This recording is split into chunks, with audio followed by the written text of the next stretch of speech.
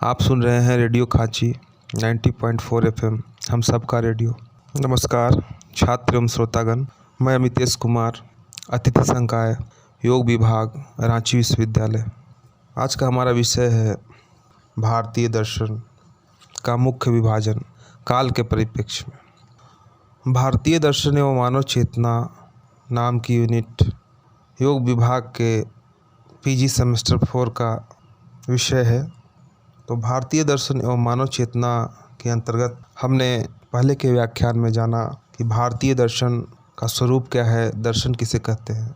आज हम जानेंगे कि भारतीय दर्शनों का विभाजन काल के परिप्रेक्ष्य में, समय के आधार पर।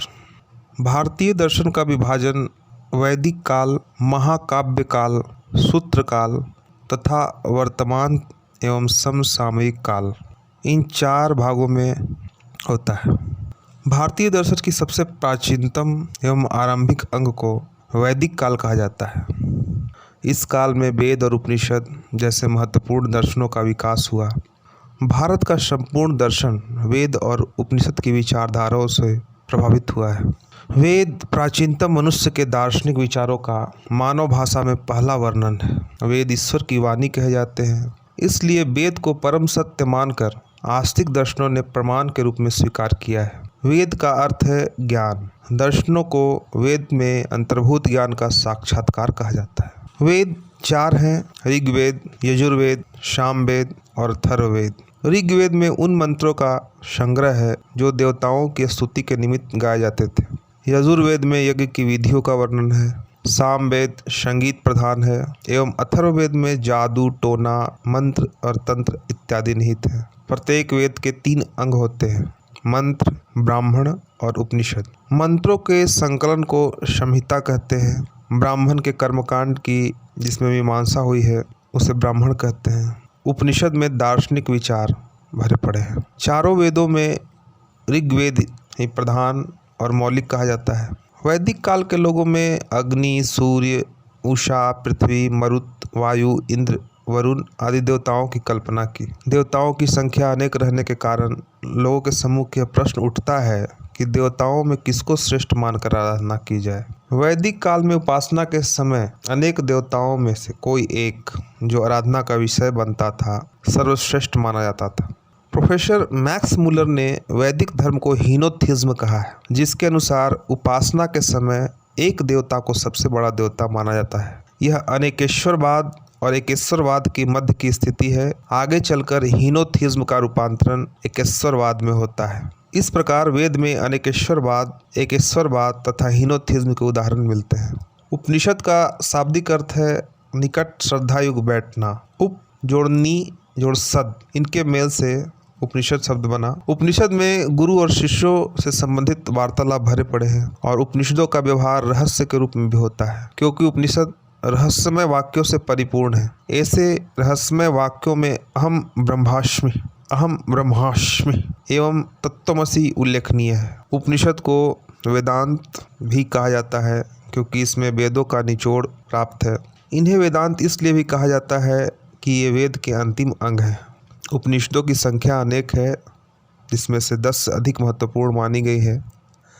उपनिषदों में धार्मिक तथा वैज्ञानिक और दार्शनिक विचार निहित हैं। उपनिषद वह शास्त्र हैं जिनके अध्ययन से मानव जन्म और मरण के बंधन से मुक्त हो जाता है। उपनिषद मानव को संकट काल में मार्ग प्रदर्शन के काम करते हैं, इसलिए उपनिषदों को विश्व साहित्य के रूप में स्वीकार किया जाता है। ये तो हो गई वैदिक काल की बात। भारतीय दर्शन का दूसरा काल महाकाव्य काल है। इस काल में रामायण और महाभारत जैसे धार्मिक एवं दार्शनिक ग्रंथों की रचना हुई। बौद्ध और जैन धर्म भी इसी काल की देन है। भारतीय दर्शन का तीसरा काल सूत्र काल कहा जाता है।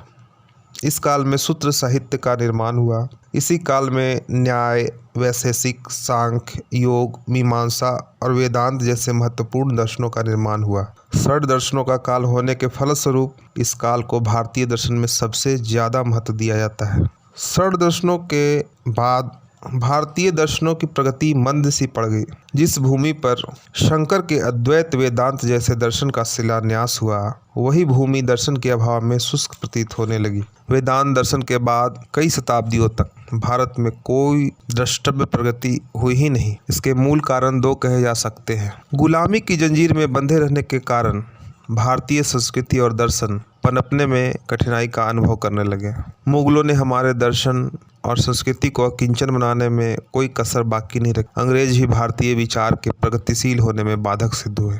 लोग यूरोपीय दर्शन का अध्ययन कर अपनी दास्ता का परिचय देने लगे। भारतीय दर्शन की प्रगति मंद होने का दूसरा कारण शंकर के अद्वैत दर्शन की चरमता का प्राप्त करना कहा जा सकता है। अद्वैत वेदांत की चरम परिणति के बाद दर्शन की प्रगति का मंद होना स्वाभाविक ही था, क्योंकि परिणति के बाद तो पतन ही होता है। भारतीय दर्शन का जो चौथा काल है वो वर्तमान काल तथा समसामयिक काल है। इसमें राजा राम मोहन राय के समय से यह काल आरंभ होता है। इस काल के मुख्य दार्शनिकों में महात्मा गांधी, रविंद्रनाथ ठाकुर, डॉक्टर राधाकृष्णन, के.सी. भट्टाचार्य, स्वामी विवेकानंद, श्री अरविंद, इकबाल आदि प्रमुख हैं। इकबाल को छोड़कर इन सभी दार्शनिकों ने वेद और उपनिषद की भारतीय परंपरा को पुनर्जीवित किया है। अब हम जानेंगे भारतीय दर्शन के संप्रदाय। भारत के दार्शनिक संप्रदायों को दो वर्गों में विभाजित किया गया है। ये दो वर्ग हैं, आस्तिक और नास्तिक। भारतीय विचारधारा में आस्तिक उसे कहा जाता है जो वेद की प्रामाणिकता में विश्वास करता है, और नास्तिक उसे कहा जाता है जो वेद को प्रमाण नहीं मानता। इस प्रकार आस्तिक का अर्थ है वेद का अनुयायी और नास्तिक का अर्थ है वेद का विरोधी। इस दृष्टिकोण से भारतीय दर्शन में 6 दर्शनों को आस्तिक दर्शन कहा जाता है। वे हैं न्याय दर्शन, वैशेषिक दर्शन, सांख्य दर्शन, योग दर्शन, मीमांसा दर्शन एवं वेदांत दर्शन। इन दर्शनों को षड्दर्शन भी कहा जाता है। ये दर्शन किसी न किसी रूप में वेद पर आधारित। नास्तिक दर्शन के अंतर्गत चार्वाक, जैन और बौद्ध को रखा जाता है। इस प्रकार नास्तिक दर्शन 3 हैं। इनके नास्तिक दर्शन कहलाने का मूल कारण यह है कि ये वेद की निंदा करते हैं। कहा भी गया है कि नास्तिको वेद निंदकः। नास्तिक और आस्तिक शब्दों के प्रयोग एक दूसरे अर्थ में भी होता है। नास्तिक उसे कहा जाता है जो ईश्वर का निषेध करता है, और आस्तिक उसे कहा जाता है जो ईश्वर में आस्था रखता है। इस प्रकार आस्तिक और नास्तिक का अर्थ क्रमशः ईश्वरवादी और अनिश्वरवादी है। हम अपने व्यवहारिक जीवन में आस्तिक और नास्तिक शब्द का प्रयोग इसी अर्थ में करते हैं, परंतु दार्शनिक विचारधारा में आस्तिक और नास्तिक शब्द का प्रयोग इस अर्थ में नहीं हुआ है। आस्तिक और नास्तिक शब्द का प्रयोग एक तीसरे अर्थ में भी होता है। आस्तिक उसे कहा जाता है जो परलोक अथवा स्वर्ग और नरक की सत्ता में आस्था रखता है। नास्तिक उसे कहा जाता है जो परलोक अथवा स्वर्ग और नरक का खंडन करता है।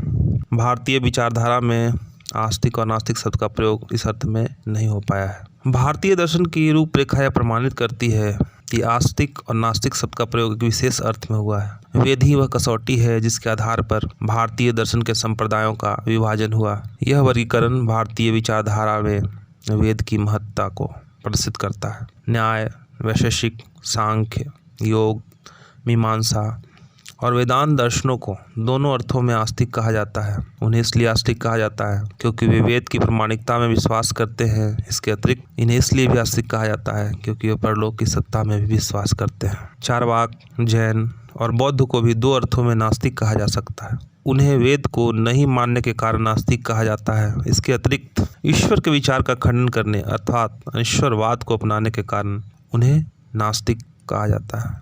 चार्वाक ही एक ऐसा दर्शन है जो तीनों अर्थों में नास्तिक है। वेद को अप्रमाण मानने के कारण वह नास्तिक है, ईश्वर को नहीं मानने के कारण भी चार्वाक दर्शन नास्तिक है, और परलोक को नहीं मानने के कारण भी उसे नास्तिक कहा जाता है। चार्वाक के मतानुसार यह संसार ही एकमात्र संसार है, मृत्यु जीवन का अंत है, अतः परलोक में विश्वास करना उसके मतानुसार मान्य नहीं। इस प्रकार जिस दृष्टिकोण से भी देखें चार्वाक पक्का नास्तिक प्रतीत होता है।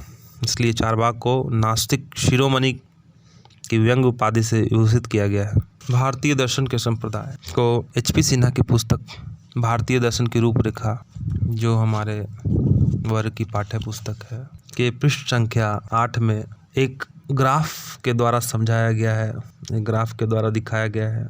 ये ग्राफ का तरीका याद करने में और मस्तिष्क पर एक छाप छोड़ने में बहुत कारगर है, अतः छात्र ने ध्यान से देखें और समझने की कोशिश करें। एक बात और कि भारतीय दर्शन संप्रदायों के इस विवेचना से स्पष्ट है कि भारतीय विचारधारा के अंदर न्याय, वैशेषिक, सांख्य, योग, मीमांसा, वेदांत, चार्वाक, जैन और बौद्ध सभी दर्शन समाविष्ट हैं। परंतु इन षड्दर्शनों को, जो कि न्याय, वैशेषिक, सांख्य, योग, मीमांसा और वेदांत हैं, इनको हिंदू दर्शन कहा जाता है, क्योंकि प्रत्येक के संस्थापक हिंदू थे। जो न्याय, वैशेषिक, सांख्य, योग, मीमांसा और वेदांत के प्रतिपादक क्रमशः गौतम, कणाद, कपिल, पतंजलि, जैमिनी और बादरायण माने जाते हैं। लेकिन जैन और बौद्ध हिंदू दर्शन है, अतः भारतीय दर्शन में हिंदू और हिंदू दर्शनों की चर्चा हुई है। कुछ लोगों का मत है कि भारतीय दर्शन एक हिंदू दर्शन है, परंतु यह विचार एक भ्रामक विचार है। हिंदू दर्शन भारतीय दर्शन का एक अंग है। यदि भारतीय दर्शन हिंदू दर्शन होता तो जैन और बौद्ध दर्शनों का यहाँ संकलन नहीं होता। अतः भारतीय दर्शन को हिंदू दर्शन कहना भारतीय दर्शन के विस्तार एवं क्षेत्र को सीमित करना है। आज इतना ही। अगले व्याख्यान में हम भारतीय दर्शन के विकास को देखें कि भारतीय दर्शन का विकास किस प्रकार हुआ और भारतीय दर्शन की कुछ विशेषताएं क्या हैं जो मुख्य रूप से हैं बाकी दर्शनों से, जो इनको अलग करती है। हम उस पर विचार करेंगे। बहुत ध्यान से सुनने के लिए सभी का धन्यवाद।